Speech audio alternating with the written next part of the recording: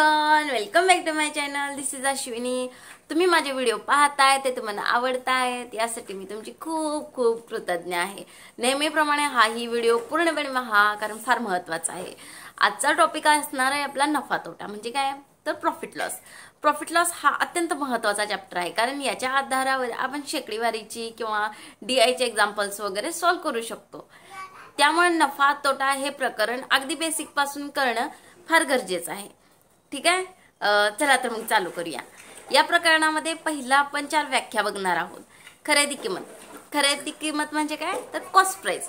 Cost price म्हणजे काय, जेव्हा एखादी वस्तू किंवा एखादा आर्टिकल जेव्हा आपण खरेदी करतो, जेव्हा ती वस्तू आपण खरेदी करतो ती किती रुपयाला आपण खरेदी केलेली आहे ती किंमत म्हणजे कॉस्ट प्राइस म्हणजे खरेदी किंमत. ठीक आहे. आणि विक्री किंमत म्हणजे काय, आपल्याकडे एक वस्तू आहे, रेडीमेड एक वस्तू आहे, ती आपण विकलेली आहे, ती आपण किती रुपयाला विकतो त्याच्यावर ठरत्या त्या वस्तूची विक्री किंमत. अशा 2 कन्सेप्ट क्लिअर झाल्या. ठीक आहे. तर आता नफा. नफा म्हणजे काय तर एखादी वस्तूमध्ये आपल्याला मिळणार प्रॉफिट म्हणजे काय तर नफा. म्हणजे याचं सूत्रामध्ये आपण कसं लिहू शकतो तर जेव्हा विक्री किंमत ही खरेदी किमतीपेक्षा जास्त असते तेव्हा त्या व्यवहारामध्ये आपल्याला नफा होत असतो. म्हणजे एखादा पेन आपण 5 रुपयाला खरेदी केलाय आणि तो विकलाय 10 रुपयाला. ठीक आहे, त्याच्यामध्ये आपल्याला 5 रुपये झाला, हा नफा झाला. हा. आणि तोटा म्हणजे काय, जेव्हा विक्री किंमत ही खरेदी किमतीपेक्षा कमी असते तेव्हा त्या व्यवहारात आपल्याला काय होतो तर तोटा होतो. त्याला आपण तोटा म्हणायचा. म्हणजे जर एखादा पेन आपण 10 रुपयाला खरेदीच 10 रुपयाला केलाय पण तो विकताना 5 रुपयाला विकलाय म्हणजे ऑलरेडी आपण 10 रुपये कोणाला तरी दिलेत आणि आपल्याला नफा व्हायच्या ऐवजी जेव्हा तोटा व्हायचा असतं तेव्हा आपण ती वस्तू 5 रुपयाला विकतोय. कळलं, आलं लक्षात. ह्या कॉन्सेप्ट क्लिअर झाल्या. ठीक आहे. तर आता आपण बघूया फॉर्म्युले. मी तर कुठेतरी देते फॉर्म्युले. ठीक आहे. त्याच्यामध्ये काय, पहिलं नफा. नफा म्हणजे काय, व्याख्येवरून लक्षात आलं, विक्री किंमत वजा खरेदी किंमत. विक्री किंमत 10 रुपये आहे, खरेदी किंमत 5 रुपये आहे त्या पेनची, तेव्हा त्या व्यवहारात होतोय तो नफा म्हणजे 5 रुपये नफा. कारण आपण विकल्या जास्त, आपला नफा 5 रुपये ठेवून आपण ती वस्तू विकलेली आहे. ठीक आहे. आणि तोटा म्हणजे काय, जेव्हा खरेदी किंमत ही जास्त असते विक्री किमतीपेक्षा म्हणजे खरेदी किंमत वजा विक्री किंमत तेव्हा त्या व्यवहारात काय होतो आपल्याला तोटा होतो. शेकडा नफा. शेकडा नफा काढण्यासाठी आपल्याला नफा काढावा लागतो. नफ्याचं सूत्र वर दिलेलंच आहे. ठीक आहे. मग शेकडा नफा बरोबर नफा गुणिले 100 छेद खरेदी किंमत. लक्षात ठेवा, नफा गुणिले 100 छेद खरेदी किंमत. आणि शेकडा तोटा काढण्यासाठी पण आपण तेच सूत्र वापरायचं आहे पण इथं नफ्याच्या ऐवजी आपण घालायचं आहे तोटा. तोटा गुणिले 100 छेद खरेदी किंमत. कांट उकारून बघा, तोटा गुणिले 100 छेद खरेदी किंमत. शेकडा नफा किंवा शेकडा तोटा जर आपल्याला काढायचा असेल तर छेदामध्ये खरेदी किंमतच असते. हे कायम लक्षात ठेवा. इथं सूत्रामध्ये पण मी देईनच. ठीक आहे, आलं लक्षात. व्यवहारिक गणितामध्ये नफा तोटा प्रॉफिट लॉस हे फार महत्वाचा चॅप्टर आहे त्यामुळे व्हिडिओ शेवटपर्यंत पहा. आता आपण एक्झाम्पल्स घेणार आहोत. चला तर मग चालू करूयात एक्झाम्पल्स. Let's get started.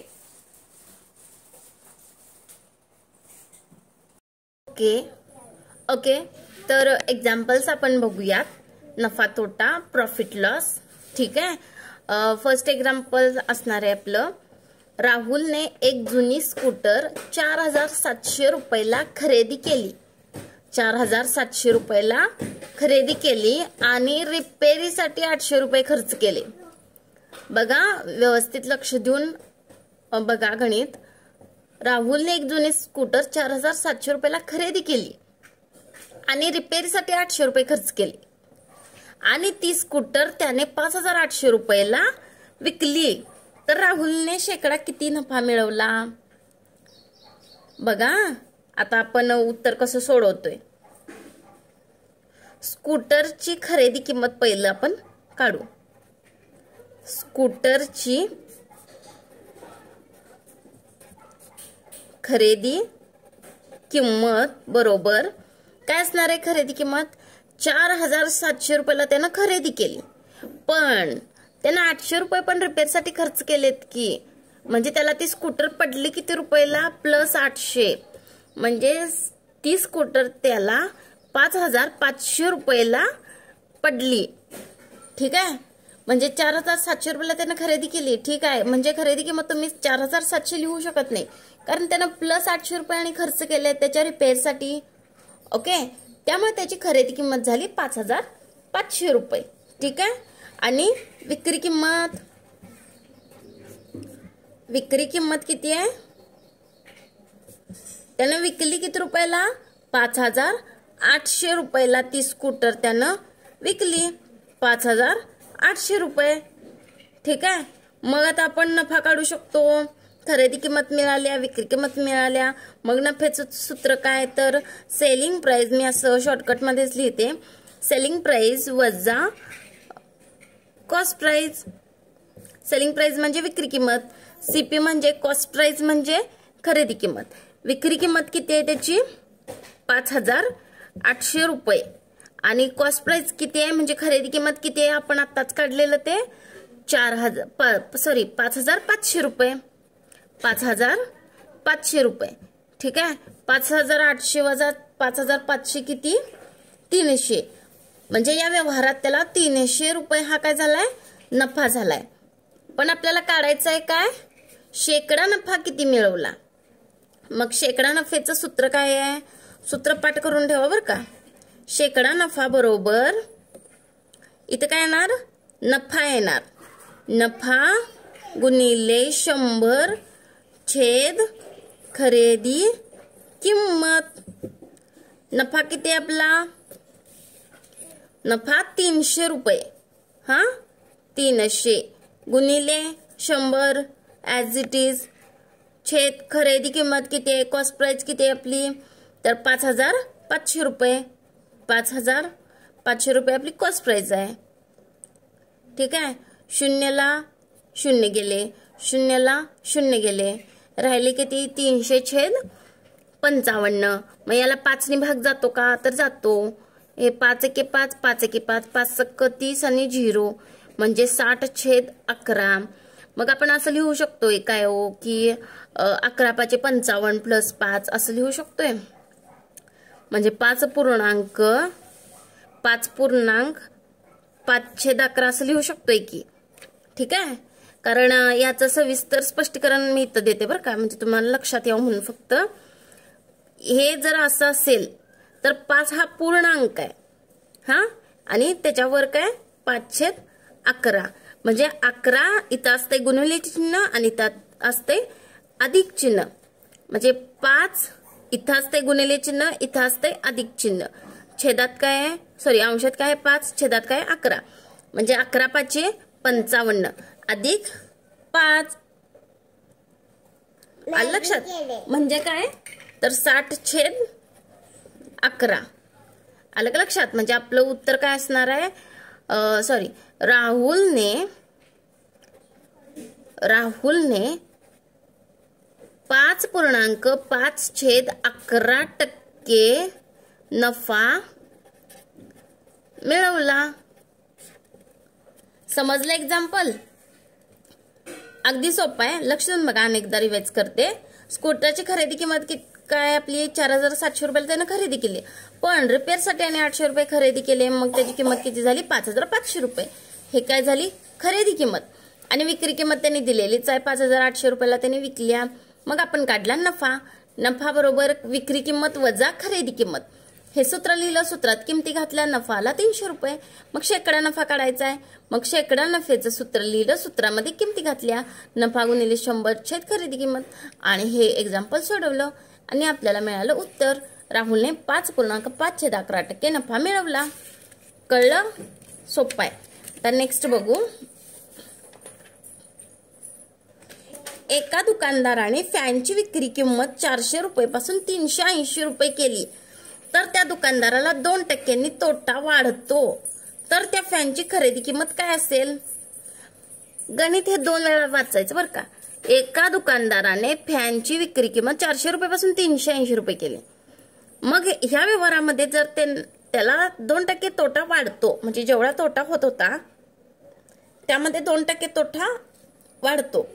तर त्या फॅनची खरेदी किंमत काय असेल बघा. मग आपण इथं लिहू, सपोज फॅनची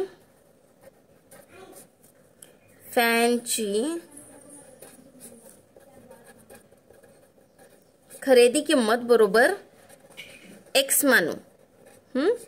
फॅनची खरेदी किंमत आपण एक्स मानू.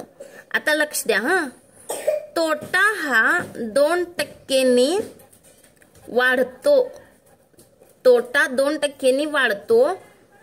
2 म्हणजे शेकडा तोटा 2% वाढतो. मग कधी वाढतो, तर जेव्हा 380 पासून त्याची किंमत 400 केली जाते तेव्हा तो 2% वाढतो. हा, म्हणजे 2% म्हणजे काय इथं असणार आहे, तर 20 रुपये वाढतो. हे कळलं का लक्षात? हे फार महत्वाचं वाक्य आहे. 2% तोटा वाढतो, म्हणजे जेवढा तोटा आहे तो 2% वाढतो. कधी वाढतो हा 2% तोटा? कधी वाढतो, जेव्हा त्याची किंमत 400 पासून 380 केली जात्या. 400 पासून 380 केली जात्या, म्हणजे 20 रुपयांनी कमी करतो तेव्हा तोटा 2% वाढतो. हा, लक्षात आलं बघा. म्हणजे एक्स चे 2% बरोबर 20 रुपये असं लिहू शकतोय आपण. हा, मग आता हे गणिताच्या समीकरणासारखं लिहू. एक्स चे 2% म्हणजे छेद 100 बरोबर 20. एक्स चे 2% म्हणजे 20, म्हणजे उत्तर आपल्याला 20 हे दिलेलं आहे. शेकडेवारीचा व्हिडिओ पाहिला नसेल तर तो पहा, म्हणजे हे कॉन्सेप्ट क्लिअर होऊन जाईल. मग आपण आता हे गणित सोडवू. एक्स एका बाजूला ठेवू, बाकी सगळे किमती एका बाजूला नेऊ. इकडे गुणाकारामध्ये 2/100 आहे, तर ती वाईस वर्सा करून घेऊ. तर 100/2. ठीक आहे, म्हणजे एक्स बरोबर बेक के बे 0, 100 1000. हा, म्हणजे एक्स ची किंमत किती आली, 1000 रुपये. सुटलं का गणित? म्हणजेच फॅनची खरेदी किंमत 1000 रुपये असेल. ठीक आहे, म्हणजे हा या दुकानदाराचा तोट्याचाच व्यवहार आहे. लक्षात घ्या. म्हणजे त्यानं फॅनची विक्री किंमत अगोदर 400 रुपयाला विकत होता. 400 रुपयाला विकत असताना त्याला तोटा होत होता. ठीक आहे, मग तरी सुद्धा त्यानं 380 रुपये त्याची किंमत केली आणि त्यावेळी त्याचा तोटा 2% वाढला. याचाच अर्थ हे 20 रुपये जेव्हा त्यानं कमी केले तेव्हा त्याचा तोटा 2% वाढला. म्हणजे खरेदी किमतीचे 2% म्हणजे 20 रुपये. हा, अशा पद्धतीने आपण गणित सोडवलं आणि उत्तर निघालं. सोपं आहे. ठीक आहे, नेक्स्ट उदाहरण बघू आपण. एका माणसाने 8 सफरचंद 34 रुपये प्रमाणे खरेदी केले. एका माणसाने 8 सफरचंद 34 रुपये प्रमाणे खरेदी केले आणि 12 सफरचंद 57 रुपये प्रमाणे विकले. जर एकूण नफा 45 रुपये मिळवण्यासाठी त्याला किती सफरचंद विकावे लागतील? लक्षात घ्या. मग आता आपण काय काढू, एकच सफरचंद आहे, एकच लॉट आहे. ठीक आहे, एका माणसाने 8 सफरचंद 34 रुपये प्रमाणे विकले, म्हणजे याच्यावरून आपण एका सफरचंदची किंमत काढू शकतो. ठीक आहे, एका सफरचंदची खरेदी किंमत म्हणजे सफरचंद जे आपल्याला काय काढायचं इथं कॉस्ट प्राइस काढायचं आहे.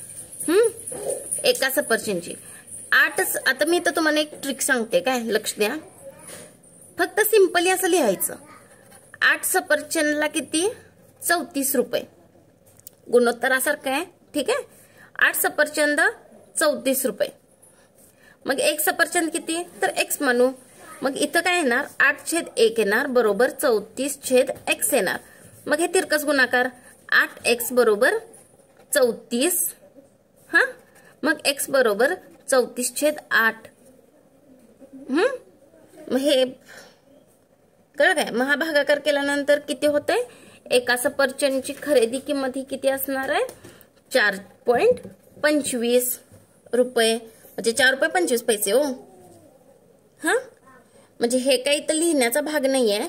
फक्त तुम्हाला बाबा प्रत्येक वेळेला जर नाही लक्षात आलं की कसं काढायचं, तर ही ट्रिक वापरायची की बाबा म्हणजे कशाही संदर्भात गुणोत्तर प्रमाण ह्या चॅप्टर मध्ये आपण हे बघणारच आहोत. मग एका सफरचंदची किंमत किती झाली? 4.25. मग आता बघा खरेदी किंमत झाली. मग आता इथं काय काढायचंय आपल्याला?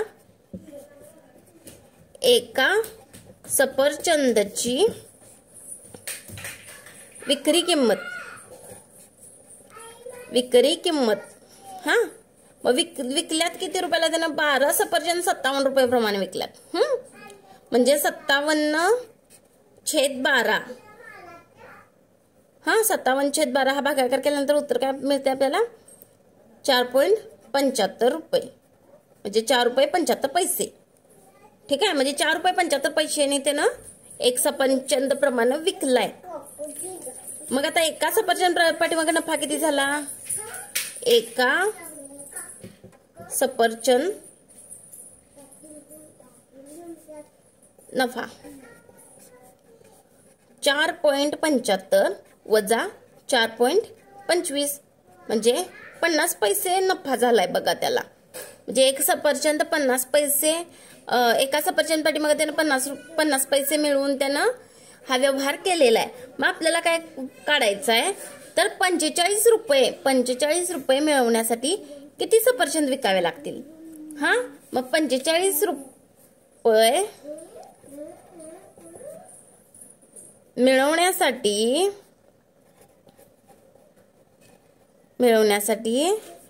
त्याला किती सफरचंद विकावे लागतील?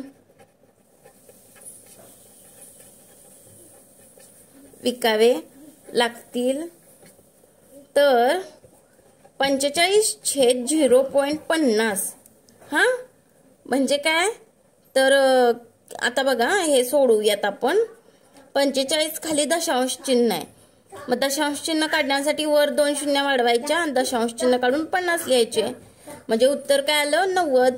म्हणजे त्या दुकानदाराला 90 सफरचंद विकल्यानंतर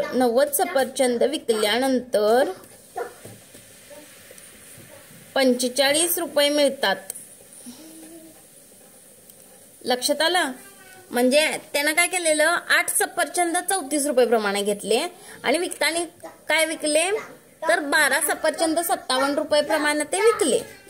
ठीक आहे, मग आपण एका सफरचंदची खरेदी किंमत पण काढली, विक्री किंमत पण काढली, नफा काढला.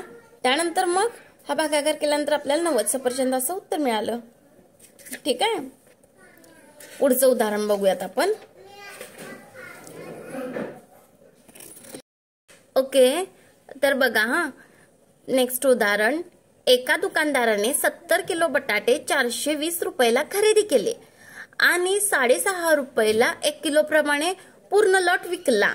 तर शेकडा नफा किती झाला? म्हणजे नफा झाला हे तर कन्फर्म आहे.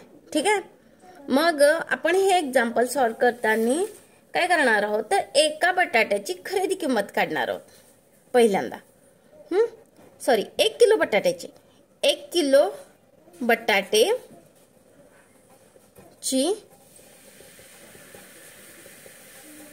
खरेदी किंमत. हा, म्हणजे 420 रुपयाला 70 किलो. मग एका किलोला किती? तर 6 रुपये. म्हणजे त्यानं 1 किलो 6 रुपये प्रमाणे खरेदी केले आणि विकले किती? 6.5 रुपयाला 1 किलो प्रमाणे विकले.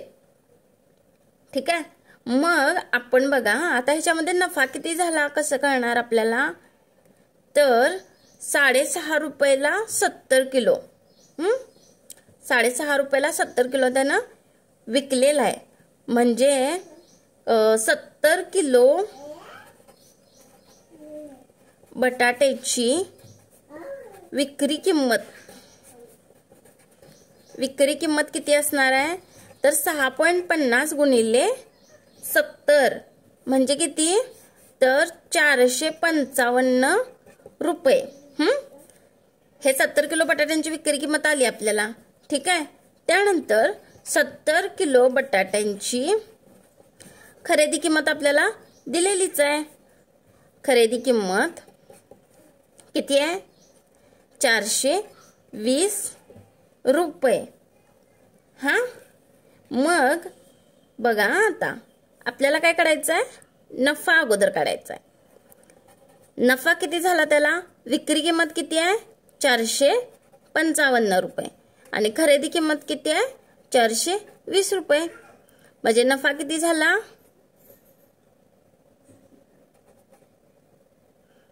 35 रुपये नफा झाला ह्याच्यामध्ये. या व्यवहारात त्याला 35 रुपये नफा झाला. ठीक आहे. मग आपल्याला काय सांगितलंय त्यांनी? शेकडा नफा किती झाला असं विचारले. मग शेकडा नफा काढण्यासाठी पहिल्यांदा काय लिहिणार आपण? नफा.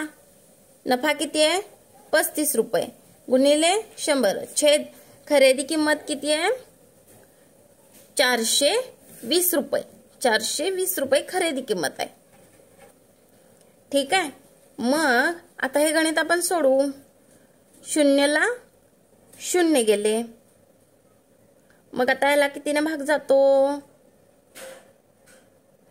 7 5 35 7 सखम 42 म्हणजे 50/6 असं आपण लिहू शकतो का? मग याला परत दोन्ही भाग घालवल्यानंतर 2 त्रिक 6 25 दोने 25 दोने 50 असं लिहू शकतो आपण. मग हे आता पूर्णांकांमध्ये कसं लिहिता येईल? तर 8.1/3% नफा झालेला आहे. ठीक आहे. 1 किलो बटाट्याची खरेदी किंमत इथं वास्तविक काढायची काही गरज नाही, पण कसं काढायचं ते तुम्हाला सांगितलं. ठीक आहे.